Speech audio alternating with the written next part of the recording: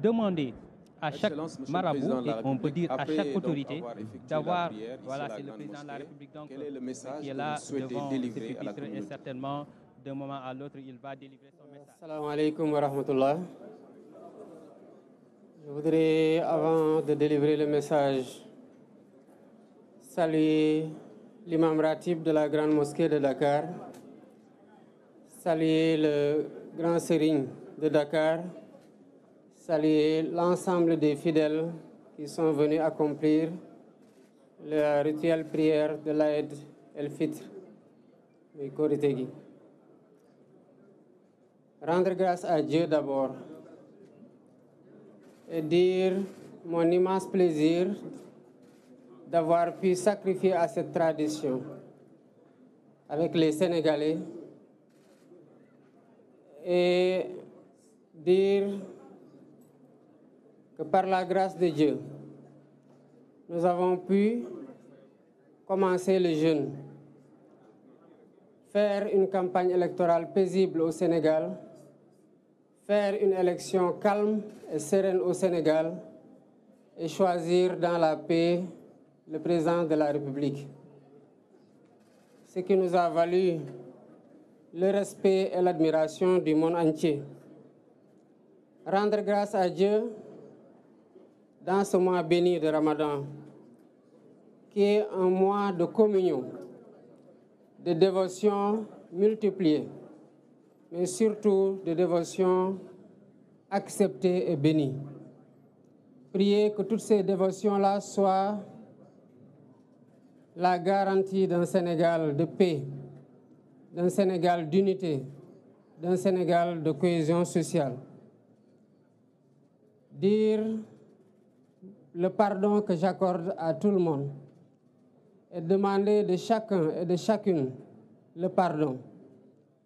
Et demander à Dieu, subhanahu wa ta'ala, de nous pardonner tous et d'accepter notre jeûne et nos dévotions durant ce mois béni.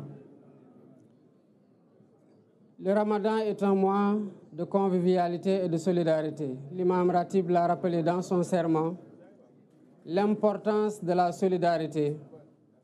l'importance de la générosité entre concitoyens et l'importance de la consolidation de notre précieux vivre ensemble à travers cette solidarité agissante entre musulmans, mais aussi entre musulmans et catholiques, et plus globalement entre musulmans et tous ceux qui ont une autre confession. Nous devons dire que le Sénégal est un pays qui est un et indivisible. Il est de notre responsabilité collective et de notre responsabilité individuelle d'entretenir ce vivre ensemble qui fait la stabilité de notre pays que le monde entier nous envie. Le Sénégal est un pays de grands hommes de Dieu, de grands hommes politiques. C'est un héritage sacré et c'est un héritage précieux que nous avons le devoir de perpétuer. Je voudrais, avant de terminer, rendre un hommage appuyé à tous ceux qui nous valent la satisfaction des titres que nos enfants remportent à l'échelle internationale dans les concours de récital du Coran. Je veux citer tous les maîtres coraniques, quelles que soient les conditions dans lesquelles ils enseignent le Coran. Je veux citer tous ces imams ratibs, mais je veux surtout citer les grands hommes de Dieu, à savoir les khalifes généraux. Quelle que soit la confrérie, il reste qu'ils sont tous khalifes dans la confrérie musulmane et plus globalement dans la religion en voulant intégrer le clergé. Je voudrais saluer et rendre grâce à Dieu de leurs prières bénies qui sont le socle, le pilier fondamental qui tient ce pays-là et qui nous permet, quelles que soient les péripéties, quelles que soient les vicissitudes que nous traversons, et quel que soit le point auquel le pays a été secoué, de rester debout et de finir par fasciner le monde entier. Voilà ce que je voudrais transmettre comme mot en priant pour eux, qu'Allah subhanahu wa ta'ala leur donne une longue vie, une santé de fer et continue à les laisser nous guider, nous soutenir et nous tenir à travers leurs prières bénies. Assalamu alaikum wa rahmatullah. Amna solo gannaaw kon ba nga jullee ci grande mosquée de Dakar ban message nga bëgg yëkkati ci wàll wi. Assalamu alaikum wa rahmatullah. Balaa may joxe message bi rek bëggoon nuyu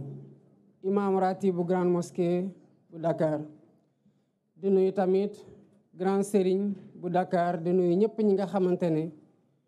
ay góor wala ay jigéen ñëw nañu jullisee fii ci grande mosquée. bu ma nuyoo imam grande mosquée de Dakar rek mel na ni nuyu naa imam yëpp ak fu ñu mënti nekk nuyu naa kilifa diine yëpp ak fu ñu mënti nekk. mel na ni tamit bu ma nuyoo Sénégalais yi ak sénégalaises yi fi ñëw julli si mel na ni nuyu naa sénégalais yëpp jóg tey dem julli ji ak fu ñu mën di jullee ci biir Sénégal ak ci biir àdduna bi. di sant yàlla bu baax a baax a baax gannaaw bu ñu mayee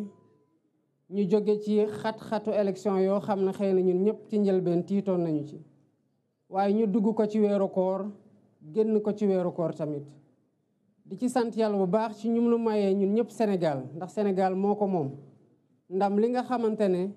doonte xëy na am na ñu amoon tiis ak njàqare yàlla may nañu ba ñu génn ci jàmm am élection boo xam ne àdduna yëpp jaaree na fa gën a naw Sénégal. loolu nag lu ñu ko may mooy ñaan yi nga xamante ne nit ñu baax ñi fi jiitu ñu ngi ko fiy ñaan guddeeg bëccëg ñaan yi nga xamante ne ñi fi nekk tey di naafila di yokk seen ñaan rawatina ci weeru koor gi di zikri di jàng ay xasida wala ñuy wasifa wala ñuy dem ci jàngo yi wala ci yeneen anam di ñaanal réew mi di ñaanal waa réew mi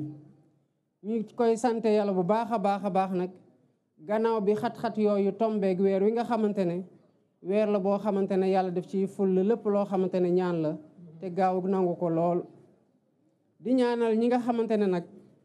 ñooñu ma tudd noonu muy kilifa diine yi kilifa aada yi muy sénégalais yeeg sénégalais yëpp ak fépp fuñ di nekk di ñaanal réew mi di jóg guddeeg bëccëg suba ngoon di ko def di leen sant ci ndax ñoom ñooy li téye réew mi ba nu ñuy jaaxle ñaan yooyu rek mooy li nga xamante ne moom la ñuy mën a expliquer luy tax Sénégal du tabbi ci guuta waaye nag looloo tax tamit Sénégal ay nit ñu màgg ay nit ñu baax yàgg fee dund yàlla wàccee leen fi muy xéewal ci réew mi te ba fu ñu toll nii ñu nekk fi wéy di ñaanal réew mi ba réew mi alhamdulilahi rabil alamin am nañ loo xamante ne aduna yëpp moo ñu koy ñeewant moo ñu ciy ñee bëggoon ko am te xëy na ñëpp amuñu ko bëggoon tamit balaa may jóge ci kilifa diine kilifa aada yi ak ñëpp ñi nga xamante ne ñooy def loolu sant bu baax a baax nitu daara yi sant bu baax imam ratib yi ndax su ma tuddee imam ratib bu grande mosquée de Dakar mel na ne tudd naa imam ratib bu mosquée jàkka yëpp ci biir Sénégal ak jumaa yëpp ci biir Sénégal waaye dafa am loo xamante ne ndam la ci ñun que doomu Sénégal yi yàgg di jóge fii dem jongante ci tarigi alxuraan indi ay raaya te loolu ñoom lañ koy sante quel que soit nag jafe-jafe yi nga xamante ne ñu ngi koy am ci bu ñu dee jàngale alxuraan di ko def ci ay nit di defar nit ñi waaye di def ci ñoom tamit xam-xam weerug koor nag da di weer goo xamante ne weerug cant la weerug jàppalante la weerug suturalante la te sénégalais yàgg nañ ci jàppalante yàgg nañ ci suturalante te jàppalante googu la imam doon wax sànq ci xutbaam ne mooy li nga xamante ne moom la diine woote te xëy na sax moo tax diine bokk na li tax diine jóg ndax jàppalante boobu mooy tax ku am jafe-jafe doo ko yëgee ni noo ko war a yëgee ndax xam nga ne am na koo xamante ne mën nga weeru ci moom ba mu sedd ci yow wala mu oyof ci yow di ñaanal Sénégal di ñaan Sénégalais yi tamit ñu ñaanal Sénégal continuer di ñaanal Sénégal ndax fii la ñu am amuñu feneen bu méttee fii la bu neexee fii la lu ñuy sàkk muy suñu njaboot fii lañ koy sàkki niñ ko jàppee nag ay nit teg ko ci suñu loxo ci jàmm noonu la ñu war a jëlee tamit te waxuma président de la République rek waaye sénégalais yi fii dund yëpp dañoo war a sénégalais yi ñiy ñëw ëllëg ñu liggéey lu tax bu ñu ñëwee ñu xam ne Sénégal gi génération ba génération ku ci nekk def nga ci sa wàll ci jàmm ak jàmmal ba joxe ko ci joxe loxo yi ci joxe ko ci yeneen loxo ci jàmm ñooñu continue tamit di jàmm di dox jàmm di wax jàmm di def jàmm pour Sénégal yi fi nekk yëpp mën a am jàmm. kon maa ngi baalu ñëpp ak ñi ma xam ak ñi ma xamul ñi ma tooñ ak ñi ma tooñul sax di baalu tamit ñëpp ñi nga xamante ne tooñ naa leen ci li ma yëg ak ci li ma yëgul di baalu sax ñoo xamante ne tooñuguma leen te di ñaan yàlla mu boole ñun ñëpp baal. asalaamaaleykum wa rahmatullahi taala wa barakatu.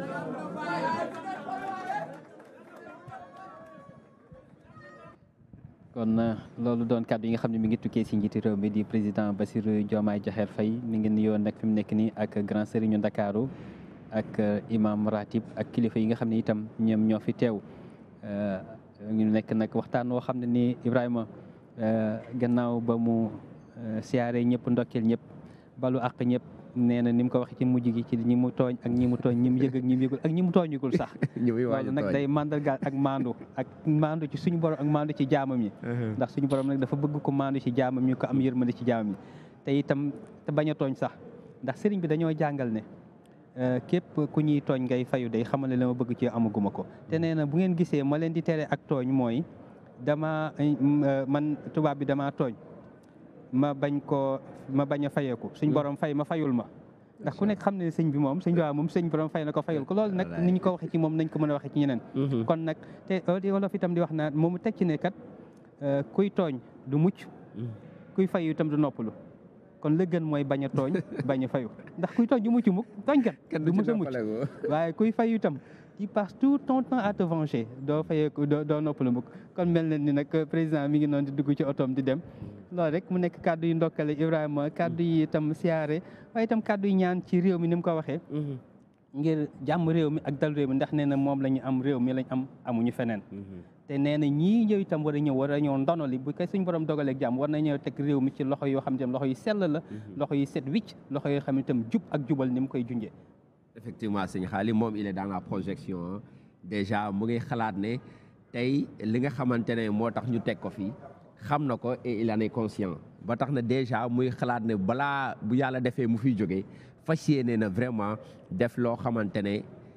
dinañ ko rafetlu ba mu transmettre pouvoir bi ci anam gu rafet comme niñ ko joxee